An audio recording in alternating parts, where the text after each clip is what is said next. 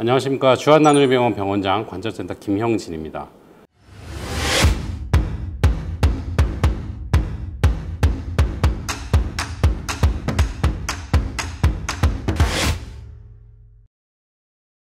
오늘은 흔히 말하는 테니스 엘보, 팔꿈치 질환에 대해서 말씀드리려고 하는데요. 팔꿈치 질환에 아주 많은 환자들이 있으신 분이 바로 테니스 엘보입니다.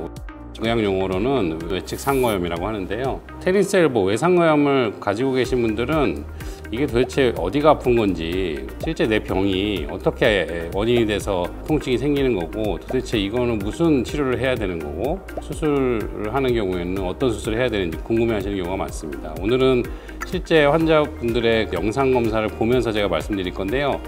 그 영상 검사를 좀 이해하시려면 우리 몸의 팔꿈치 구조에 대해서 조금 이해가 필요하실 것 같아서 말씀드릴게요. 먼저 그림 보시면 이렇게 위쪽으로 있는 요게 우리 팔꿈치 상완골이라고 해서 팔 위쪽에 있는 뼈고요. 아래쪽에 두 개의 뼈가 있는데 요게 이제 전완부에 있는 뼈가 되겠습니다.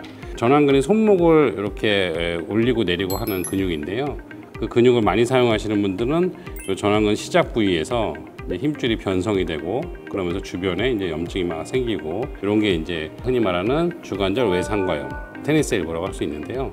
보통 우리가 이제 주사를 맞거나 뭐 여러 가지 물리치료나 이런 치료들을 하면 이제 힘줄의 변성을 조금 더 더디게 만들거나 힘줄을 좀 재생시켜 주거나 이런 치료들을 하게 되는 거고요. 주변에 생겨 있는 염증을 가라앉히는 그런 효과를 얻을 수 있습니다. 그런데 이제 그런 치료에도 반응이 없는 경우, 너무 심해지신 분들은 이 힘줄이 해부학적으로, 물리적으로 아예 뼈에서 이제 떨어져 나가는 경우, 파열이 됐다고 우리 얘기하는데, 그런 경우에는 이제 주사 치료나 물리 치료에도 별로 효과를 볼 수가 없게 되는 거겠죠. 제가 영상을 좀 가져왔는데요. 이분은 44세 남자 환자분이셨는데요. 오른쪽 팔꿈치 통증으로 오셨습니다. 1년 동안 여러 가지 치료를 했는데도 통증이 지속되셨고, 조금 좋아졌다가 다시 통증이 생겼다는 반복되셨던 증상을 가지고 오셨던 분입니다. MRI에서 보시면 이렇게 외상가 부분에 시작 붙어 있는 이 힘줄이 보시면 전체적으로 검은색으로 보여야 되는데 중간에 이렇게 하얀 틈이 생겨 있죠. 이게 이제 힘줄 변성이 된 분입니다. 그렇지만 이분은 이제 뼈에서 힘줄이 떨어져 나온 정도는 아니기 때문에 주사 치료와 체외 충격파 등의 치료들을 하면서 힘줄 재생을 좀 도모하면서 치료를 하셨던 분입니다. 다음 사진 한번 보시면요.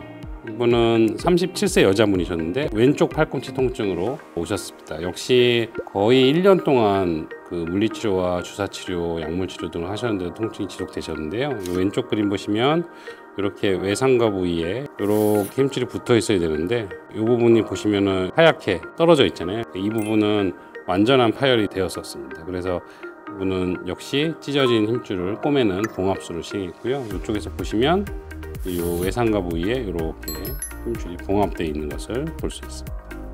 마지막 환자분 케이스인데요. 64세 남자 환자분이셨습니다. 이분은 팔꿈치 통증으로 여러 가지 치료를 받으시던 와중에 넘어지게 되는데, 넘어지면서 통증이 급격히 악화되셨습니다. 보시면 바깥쪽 외상가 부위에 힘줄이 붙어 있어야 되는데 요만큼이 벌써 떨어져 있죠. 전부 다 검은색으로 세워져 있어야 되는데, 역시 이분도 수술적인 치료로 힘줄을 봉합하는 수술을 받으셨고요. 수술 후에 검사하신 MRI인데 힘줄이 잘 붙어 있는 모습을 보실 수 있습니다.